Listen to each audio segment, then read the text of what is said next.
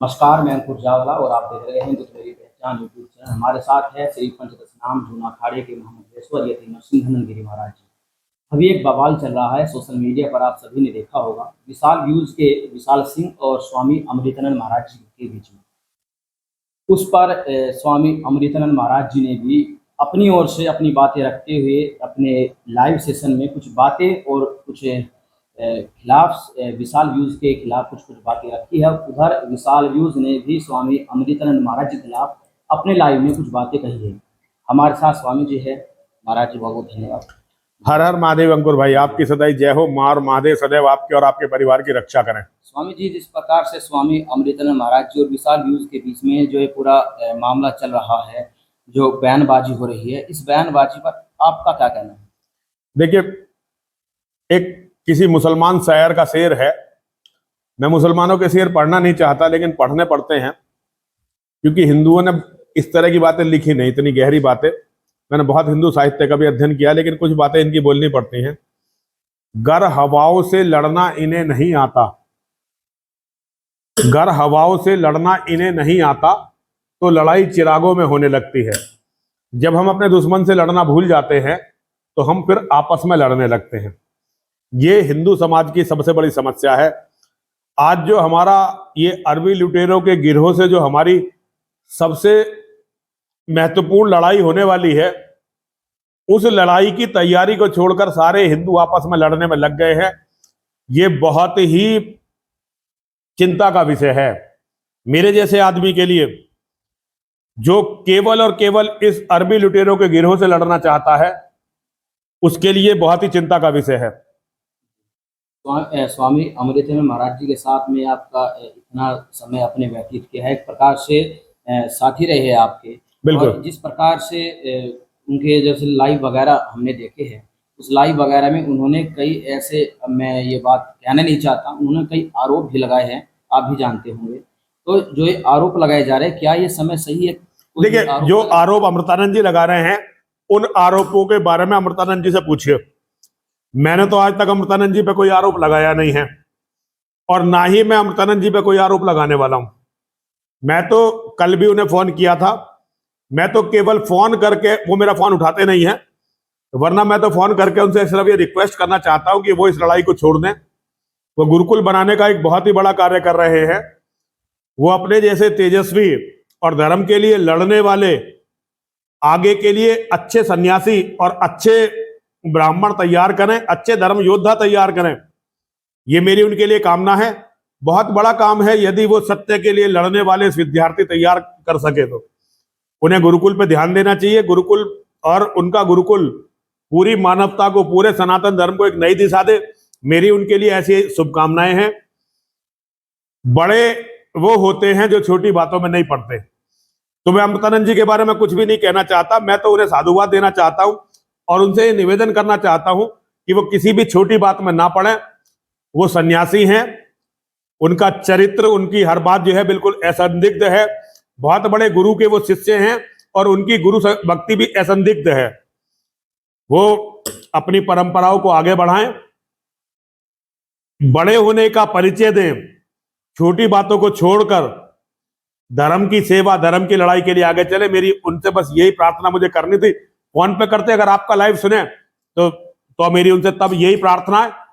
बाकी मैं उनसे, वो तो बहुत समझदार है, मुझसे ज्यादा विद्वान है, उन्होंने मुझसे ज्यादा ग्रंथ पढ़े हुए हैं। मैं तो किसी तरह से असली सन्यासी भी नहीं हूं। मुझे तो अपनी जान बचाने के लिए सन्यास लेना पड़ा। वो तो अपनी मर्जी से सन्यासी बने हैं। बहुत छोटी उम्र में सन्यासी हो गए थे। अपना घर गृहस्थी सब छोड़ दी उन्होंने। बहुत छोटी उम्र थी, बहुत बच्चे ही थे जब उन्होंने घर छोड़कर सन्यास ले लिया। बड़े अच्छे सन्यासियों का उन्हें सानिध्य मिला। उन्होंने बहुत अच्छे कार्य किए हैं, मैं उनकी प्रशंसा करता हूं। बाकी अगर वो इस लड़ाई को छोड़ देंगे और सोशल मीडिया पर इस तरह से केवल छोटे बच्चों का विरोध करना छोड़ देंगे तो मुझे बड़ी प्रसन्नता होगी। बाकी जैसे वो चाहें, मां और महादेव जैसे चाहें वैसे करें। एकम सनातन भारत पार्टी को लेकर विवाद चल रहा है। अंकुर शर्मा जी और संदीप देव जी को लेकर काफी लोग उनकी एक प्रकार से सोशल मीडिया पर आकर बुराई तक कर रहे हैं। देखिए, ये तो जब भी कोई संघर्ष के लिए निकलता है तो उसकी बुराई होती है। संदीप देव जी और अंकुर जी एक बहुत बड़ा कार्य कर रहे हैं। कल तक हिंदू कहते थे हमारे पास विकल्प नहीं है, किसे वोट दें, हमें तो इन्हीं को देना पड़ेगा। अब वो एक विकल्प देने का प्रयास कर रहे हैं, बहुत ईमानदार प्रयास कर रहे हैं, तो लोग उनकी टांग खींचेंगे। और फिर भाई देखो, जो लोग सत्ता में हैं वो क्यों ये चाहेंगे कि कोई उनका विकल्प खड़ा हो जाए, और उनके पास करोड़ों अरबों रुपए का बजट है, जो बजट लोगों को बदनाम करने के भी काम में आ सकता है, लोगों को बर्बाद करने के भी काम में आ सकता है। और जो आज के सत्तारूढ़ हैं, सत्ताधारी हैं, उन्हें कट्टर हिंदुओं को तो वो हमेशा ही मरवा देते हैं। कमलेश तिवारी जी, अगर आपको याद हो तो कमलेश तिवारी जी की हत्या से पहले देखिए उनके लिए क्या क्या कहा जाता था। और कहने वाले जो आरएसएस के लोग थे, जब आरएसएस के लिए आजम खान ने कहा कि ये आरएसएस वाले तो समलैंगिक होते हैं, और जब उन्होंने कहा था तो समलैंगिक की जगह दूसरा शब्द प्रयोग किया था। आरएसएस का कोई व्यक्ति जवाब नहीं दे पाया। ये वही आरएसएस वाले थे जो कमलेश तिवारी जी को कभी कांग्रेस का एजेंट, कभी समाजवादी पार्टी का एजेंट, कभी सीधा मुसलमानों का एजेंट घोषित करते थे। लेकिन जब आजम खान ने कहा तो ये बयान का उत्तर भी नहीं दे पाए। कमलेश तिवारी जी आगे आए, और जो कमलेश तिवारी जी ने कहा उसके कारण कमलेश तिवारी जी की गर्दन कटी। तो भैया ये तो ऐसे ही लोग हैं, ये तो हर कट्टर हिंदू को जो धर्म के लिए लड़ना चाहता है उसे बदनामी करने का काम करते हैं। हिंदू को देने के लिए इनके पास कुछ भी अच्छा नहीं है, केवल हिंदू को बदनाम कर सकते हैं, हिंदू को बर्बाद कर सकते हैं, यही कर सकते हैं, इसके सिवा इनका कोई काम और है नहीं। 2024 के इलेक्शन आने में अभी मुश्किल से 6 महीने का समय बचा है। क्या ऐसा हो सकता है कि 2024 से पहले किसी भी जो कोई नई पार्टी एक प्रकार के हिंदू के सामने आ रही है, इसको हिंदू वोट कर सकता है, उससे पहले जो अभी सत्ताधारी पार्टी है वो इस तरह के षड्यंत्र रच सकती है कि आपस में विवाद करवाकर 2024 में वोटों का। देखिए वो कुछ भी कर सकते हैं, वो कुछ भी कर सकते, इसीलिए तो मैं विशाल की बहुत प्रशंसा करता हूं। विशाल उस भयंकर बीमारी से लड़ रहा है जिस बीमारी से लड़ने का साहस मैं भी नहीं कर पाता हूं। कई बार बहुत सारी बातें मैं बोलना चाहता हूं लेकिन नहीं बोलता हूं, मन में रखता हूं, क्योंकि जितना हमने बोला है उसी के लिए हमें कई बार जेल काटनी पड़ी है। हम भूखे मरने की कगार पे, यहाँ जो हमारे दानदाता थे सब या तो डराकर या लालच देकर या हमारी बुराई करके तोड़ दिए गए हैं। तो षड्यंत्र वो बहुत बड़े बड़े रचते हैं। मैं इसीलिए जो है कहता हूं कि विशाल बहुत अच्छा काम कर रहे हैं। आप लोग जो काम सोशल मीडिया पर अवेयर कर रहे हैं, विशाल तो 24 घंटे सरकार और सरकारी लोग जो भी काम मुसलमानों के पक्ष में कर रहे हैं, जिहादियों के पक्ष में कर रहे हैं, विशाल तो उसकी पोल खोलने में लगे रहते हैं और बहुत ईमानदारी से 24 घंटे यही सर्च करता रहता है कि अब क्या हुआ, अब क्या हुआ, अब क्या हुआ, और उसकी सच्चाई दुनिया को बताता है। मैं तो विशाल की सारी बातों से सहमत हूं, मैं तो एक भी बात ऐसी नहीं है जिससे सहमत नहीं हूं।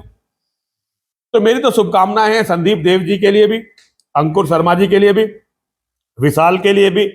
और मैं तो स्वामी जी से भी ये अनुरोध करना चाहता हूं कि स्वामी जी इन बातों को मैं ना पढ़ें। अब उनका व्यक्तित्व बहुत बड़ा है। एक मेरा अनुरोध है, जो भी इस्लाम के जिहाद से लड़ने वाले योद्धा है वो एक तरह से शेर से लड़ रहे हैं, और वो मान लो किसी छोटे मोटे आदमी की बुराई करने में या उससे लड़ने में लग जाए तो समझो कि उन्होंने शेर का शिकार छोड़कर चूहों का शिकार करना शुरू कर दिया। अब ये कोई अच्छी बात थोड़ी है। शेर के शिकारियों को शेर के ही शिकार करने चाहिए, आदमखोर भेड़ियों के, आदमखोर तेंदुए के शिकार करें तो ठीक है। अब शेरों के शिकारों को छोड़कर चूहों का शिकार करने लग जाए, ये कोई समझदारी की बात नहीं है, और इससे किसी का भी व्यक्तित्व बढ़ता नहीं है। मेरा स्वामी जी से भी अनुरोध है, सबसे अनुरोध है। मैंने फोन करके कहा विशाल को, ये भाई सोशल मीडिया पे इस तरह की बातें मत करो। संदीप देव जी से मैंने निवेदन किया कि संदीप देव जी बिल्कुल मत करिए, बंद कर दीजिए। स्वामी जी ने मेरा फोन नहीं उठाया, वरना मैं स्वामी जी से भी यही अनुरोध करता कि इस तरह की बातों को बंद करिए, इनसे कोई फायदा नहीं होने वाला, सभी को नुकसान होगा, सबसे बढ़कर हमारे सनातन धर्म को नुकसान होगा। स्वामी जी भी 1 सितंबर 2023 को केंद्र सरकार की ओर से जो पूर्वोत्तर के जो क्षेत्र है, अरुणाचल प्रदेश, मणिपुर में, वहाँ पर एक मिथुन प्रजाति का एक गोवंश का एक रहता है, उस पर केंद्र सरकार ने उसको खाद्य सामग्री की श्रेणी में डाल दिया। यानी अब उसका बाहर इंपोर्ट और एक्सपोर्ट मतलब जिंदा या मतलब किसी व्यवस्था में कर पाएंगे बीफ को। हाँ जी, बीफ को। तो उससे पहले करीब 7 जून को केंद्र सरकार की ओर से एक ऐसा ही बिल लाया गया था जिसको पब्लिक के डोमेन में डाला गया था, और विरोध के बाद 21 जून 2023 को उसको वापस ले लिया गया था, जो कि पूरे देश में लागू होता। लेकिन केवल एक सैंपल के तौर पर पूर्वांचल के जितने क्षेत्र है नॉर्थ ईस्ट में, वहां पर उसको लागू कर दिया गया है। और इसमें देखिए ये असल में क्या सरकार है, हमारी जो सरकार है भाजपा की सरकार आरएसएस के द्वारा संचालित होती है। आरएसएस वालों के जितने मुंह हैं उतनी वो बात करते हैं। हिंदुओं में बैठेंगे हिंदुओं की बात करेंगे, मुसलमानों में बैठेंगे मुसलमानों की बात करेंगे, ईसाइयों में बैठेंगे ईसाइयों की बात करेंगे, ब्राह्मणों में बैठेंगे ब्राह्मणों की बात करेंगे, बनियों में बैठेंगे बनियों की बात करेंगे, जाटों में बैठेंगे जाटों की बात करेंगे, गुजरों में बैठेंगे गुजरों की बात करेंगे। तो वो इस बात के एक्सपर्ट हैं। जहां गौभक्त रहते हैं वहां गाय उनकी मां है। बात को समझो अंकुर भाई, जहां गौभक्त रहते हैं गाय उनकी मां है, और जहां गौभक्त नहीं रहते हैं गाय उनके लिए खाद्य सामग्री है। उन्हें अपना फायदा देखना है, उनके सिद्धांत बिल्कुल तय हैं। जिस चीज से उन्हें फायदा होता हो वो हर कार्य करेंगे। तो यहां गाय उनकी माता है, क्योंकि हिंदुओं का धार्मिक विश्वास है कि गाय हमारी माता है, तो यहां उन्हें हिंदुओं की वोट चाहिए, तो वहां यहां वो हिंदुओं को गाय की मां को मां मानेंगे। पूर्वोत्तर में उन्हें ईसाइयों की वोट चाहिए, क्योंकि ईसाई वहां बहुत हो चुके हैं, तो वहां ईसाइयों की खाद्य सामग्री को खाद्य सामग्री मांगेंगे। इसमें कोई नई बात नहीं है, उनका हमेशा से यही तरीका रहा है, हमेशा से वो यही करते रहे हैं और हमेशा यही करते रहेंगे। अभी मोनू मानेसर की गिरफ्तारी हुई है और उसके 2 दिन बाद ही मामन खान की गिरफ्तारी कांग्रेसी नेता विधायक। तो मोनू मानेसर की गिरफ्तारी, क्या आपको नहीं लगता कि मोनू मानेसर, काफी लोग ये सोशल मीडिया पर चल रहा है कि मोनू मानेसर गिरफ्तारी इसलिए की गई कभी मामन खान की गिरफ्तारी का विरोध ना हो जाए, इसलिए भाजपा। देखिए मामन खान तो दंगों का दोषी है जी, और मोनू मानेसर केवल वीडियो बनाने का दोषी है। दोनों में अंतर देखिए, मामन खान की अगर जांच हो तो वो तो लोगों की हत्या करवाने का, दंगे करवाने का और विधानसभा में धमकी देने का दोषी है। और जो मोनू मानेसर है बेचारा, उसका तो केवल इतना है कि उसने दंगे से पहले एक वीडियो बना दी थी, उस वीडियो का दोषी है वो तो भैया लेकिन मोनू मानेसर हिंदू है और मामन खान मुसलमान है। आज इस देश में उनकी इतनी ताकत है कि वो जो चाहे कर सकते हैं, तो उनसे सरकारें डरती हैं। आप कहते हैं कि मैं मोनू मानेसर का समर्थन करता हूं। पक्का, बिल्कुल, बच्चा हमारा समर्थन करते हैं, साथ है उसके हर तरह से। जी, मामन खान जिस प्रकार से गिरफ्तार हुआ है, कल ये भी हो सकता है कि मामन खान को जमानत मिल जाए और मोनू मानेसर जेल में। ये एक न्यायालय का बहुत बड़ा अत्याचार होगा। सत्य तो ये है कि मोनू मानेसर केवल वीडियो बनाने का और मामन खान पूरे दंगों का दोषी है। मोनू मानेसर गिरफ्तारी के बाद बजरंग दल के जितने पदाधिकारी थे हरियाणा के अंदर, सभी ने सामूहिक रूप से अपना एक इस्तीफा दे दिया है।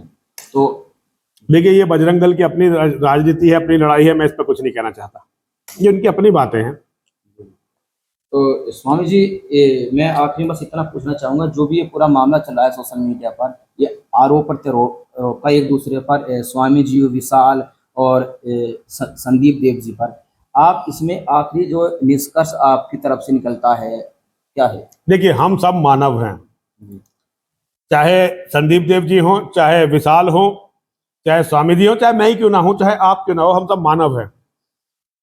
हर मानव में कुछ ना कुछ कमी होती है, कुछ ना कुछ कमी होती है। अगर कोई भी कमी ना हो तो आदमी भगवान ना बन जाएगा।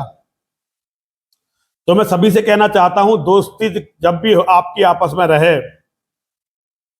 तो आप एक दूसरे की सारी कमियों को जान जाते हो और दोस्ती खत्म करते बताने लगते हो भाई ये तो ऐसा है, ऐसा है, ऐसा है। अरे अपने दिमाग में जोर दो, जब तुम इसके दोस्त थे, जब तुम्हें इस बात का नहीं पता था कि भाई ये बेईमान है, ये चोर है, या ये इस तरह का है, ये उस तरह का है, लेकिन पहले भी तो निभा रहे थे ना। आपकी लड़ाई हो गई है आपस में, या बल्कि तो लड़ाई भी नहीं है, छोटा सा मनमुटाव है जो कभी भी दूर हो सकता है। देखो, मेरा तो किसी से भी दूर हो जाता भाई। एक टाइम था विशाल और संदीप जी मेरे से बात नहीं करते थे, लेकिन आज मेरे दोबारा से संबंध बहुत मधुर है। मेरे तो सबके साथ ऐसे ही रहता है, कभी लड़ाई कभी दोस्ती। तो मैं तो भाई इन बातों को बड़ी मानता नहीं, लेकिन मैं इस बात को बड़ा जरूर मानता हूं, सबके सामने अपने साथियों को, अपने मित्रों को गाली देना उन्हें चोर बताना, उन्हें गलत बताना, ये किसी भी तरह से ठीक नहीं है और ये नहीं करना चाहिए। इससे जनता में सबके प्रति अविश्वास आएगा। हर हर महादेव। हर हर महादेव, हर हर महादेव, हर हर महादेव।